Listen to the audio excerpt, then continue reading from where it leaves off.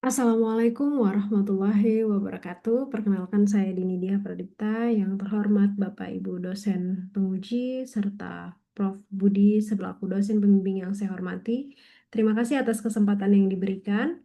Izinkan saya membuka paparan ini dengan satu persepsi yang cukup sering muncul dalam proyek konstruksi, yaitu membangun hijau itu mahal.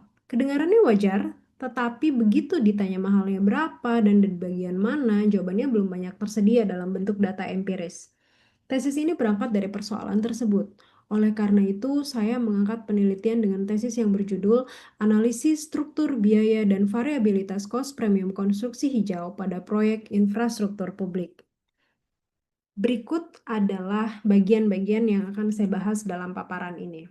Latar belakang dari penelitian ini, sebagaimana yang kita ketahui bahwa sektor konstruksi memiliki peran ekonomi yang besar, tetapi juga memberi tekanan lingkungan yang signifikan. Sektor ini menyumbang sekitar 9,92% pendapatan domestik bruto dan diproyeksikan meningkat pada 2030.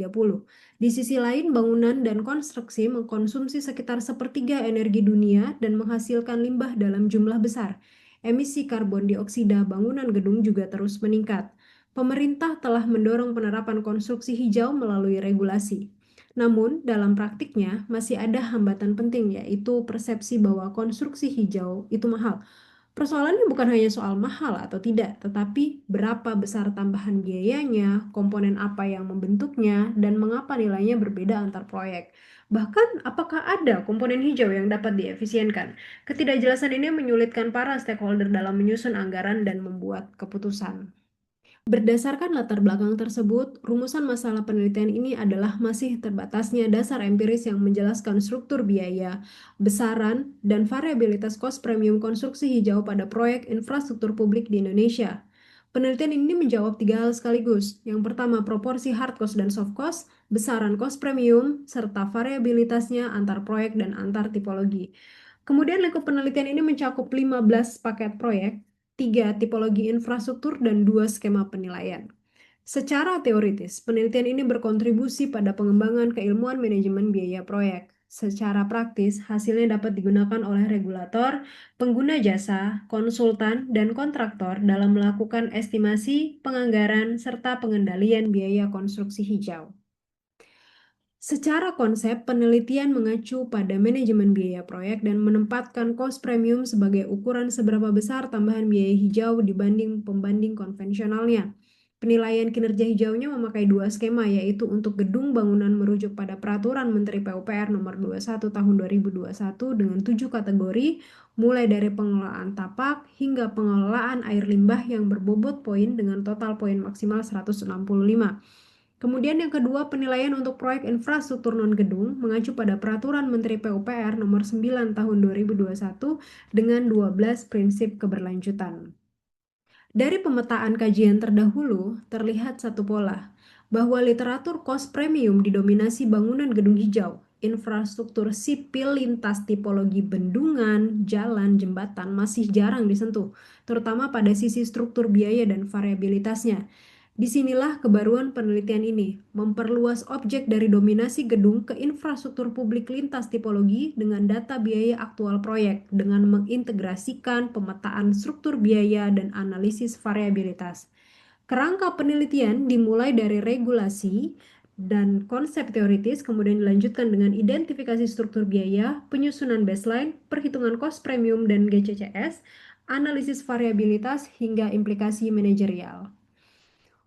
Penelitian ini menggunakan pendekatan kuantitatif dengan analisis kasus. Objek penelitian adalah paket-paket proyek yang didanai oleh APBN. Kriteria pemilihan sampel meliputi proyek yang telah dinilai BGH atau konstruksi berkelanjutan, memiliki dokumen lengkap dan penilaian yang memadai, serta mewakili 3 tipologi infrastruktur. Data yang digunakan adalah data sekunder. Tahap pengumpulan data dilakukan melalui dari identifikasi objek penelitian hingga tabulasi ke dalam matriks awal. Untuk instrumen penelitiannya itu sendiri disusun dalam bentuk matriks ekstraksi dan klasifikasi biaya. Konsep penting dalam penelitian ini adalah baseline konvensional ekuivalennya. Jadi baseline tidak diambil dari proyek konvensional aktual lainnya karena sulit memperoleh proyek pembanding yang benar-benar sama dari sisi fungsi, skala, lokasi, periode, dan kompleksitas teknis. Karena itu baseline disusun pada tingkat item melalui paired comparison, artinya item hijau dibandingkan dengan item konvensional yang setara fungsi, kapasitas, dan tingkat layanan.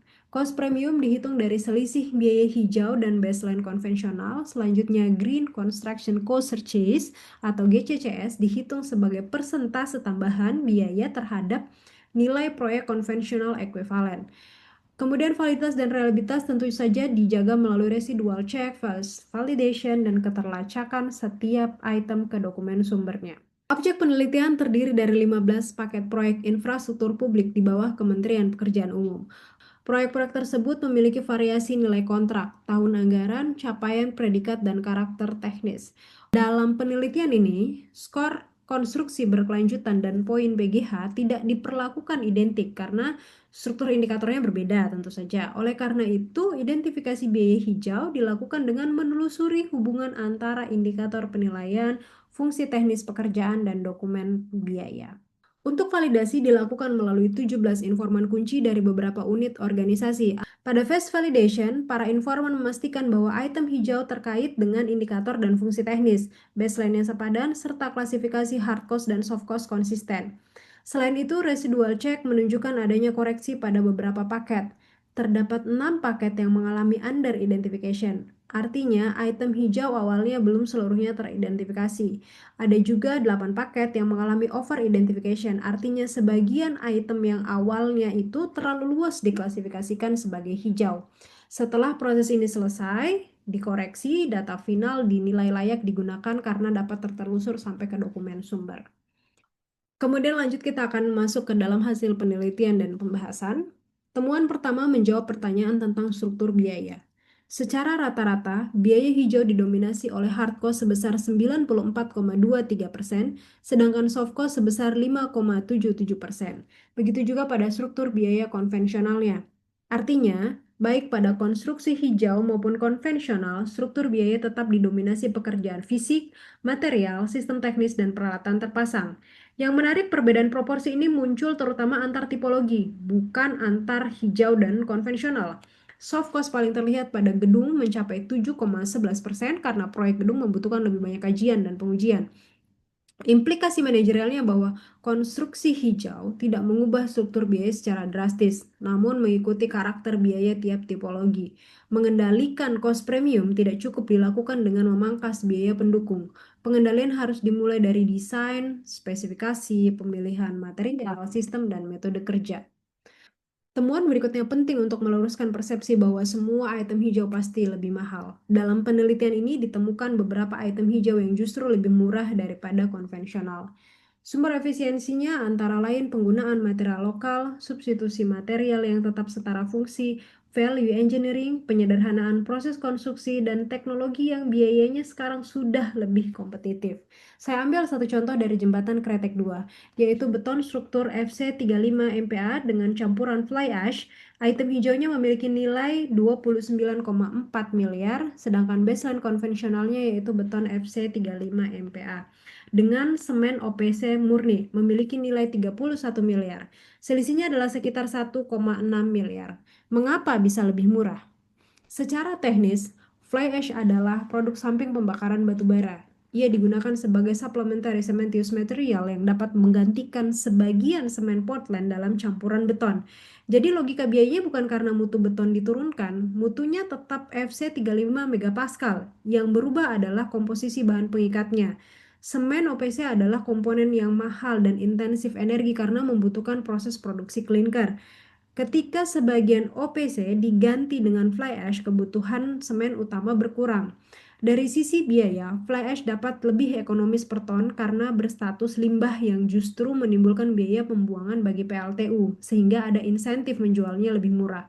Beberapa sumber teknis bahkan menyebutkan fly ash sekitar 17-33% lebih murah dari semen Portland per ton. Selanjutnya adalah temuan menjawab pertanyaan tentang besaran cost premium dan GCCS. Seluruh paket dalam penelitian ini menunjukkan cost premium positif pada tingkat proyek. Dengan total agregat tertimbang, nilai GCCS adalah 10,38%.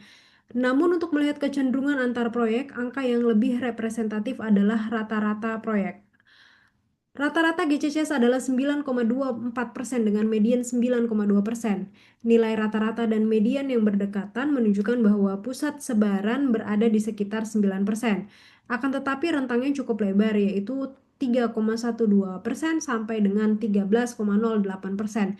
Tipologi jalan dan jembatan memiliki GCCS tertinggi, yaitu sebesar 12,76% sampai dengan 13,08%.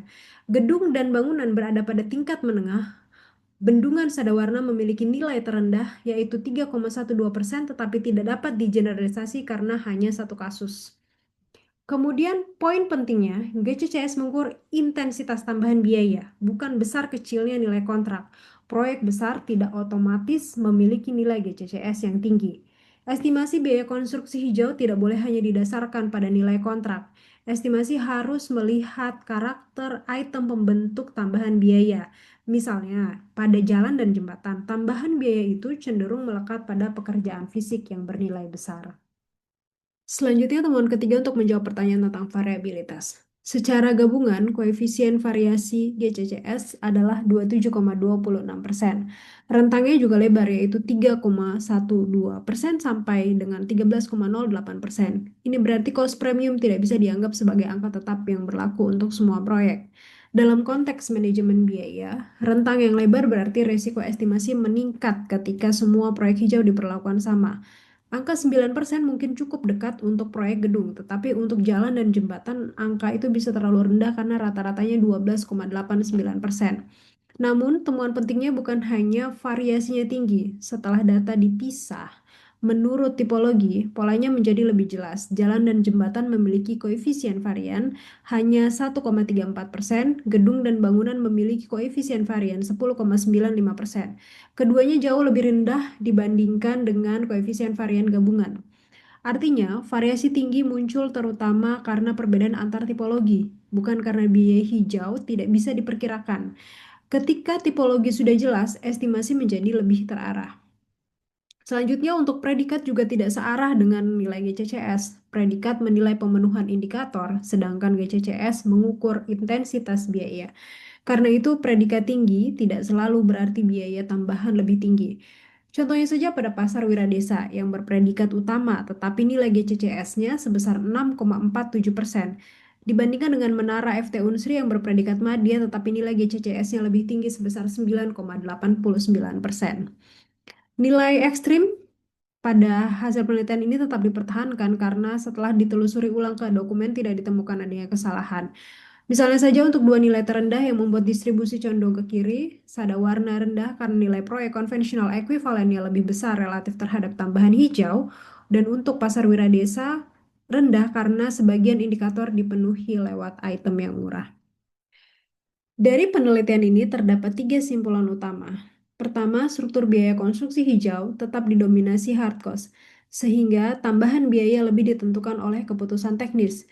Kedua, seluruh proyek menunjukkan cost premium yang positif dan terukur, tetapi tidak seragam antar proyek. Yang ketiga, variabilitas lebih ditentukan oleh tipologi infrastruktur daripada oleh peringkat keberlanjutan atau GGH. Implikasi praktisnya bagi tiap pemangku kepentingan sekaligus sebagai rekomendasi strategis, yaitu regulator memperoleh dasar untuk menyusun acuan biaya yang dibedakan menurut tipologi, tidak lagi sekedar menetapkan target hijau tanpa gambaran biayanya, sehingga anggaran publik dapat direncanakan secara lebih realistis. Untuk pengguna jasa, tidak perlu memakai angka tambahan biaya yang dipukul rata untuk semua proyek. Angkanya bisa disesuaikan dengan tipologi dan ditelusuri sampai tingkat item. Konsultan memperoleh manfaat bila memetakan biaya hijau sejak awal desain, alih-alih melengkapinya pada tahap akhir. Karena pada titik itulah efisiensi masih dapat diupayakan sebelum desain ditetapkan. Adapun kontraktor dapat memfokuskan pengendalian pada komponen yang paling menentukan, yaitu pekerjaan fisik, sekaligus menjaga dokumentasi agar pemenuhan kriteria hijau dapat diverifikasi. Penelitian itu tentu saja masih memiliki banyak keterbatasan. Komposisi sampel belum seimbang antar tipologi, serta cakupannya baru mencakup biaya konstruksi awal. Oleh karena itu, langkah lanjutan yang disarankan adalah membangun basis data biaya hijau per tipologi dan memperluas analisis hingga biaya jangka panjang atau life cycle cost. Demikian paparan saya. Terima kasih atas perhatian Bapak Ibu Dewan Penguji dan dosen pembimbing. Wassalamualaikum warahmatullahi wabarakatuh.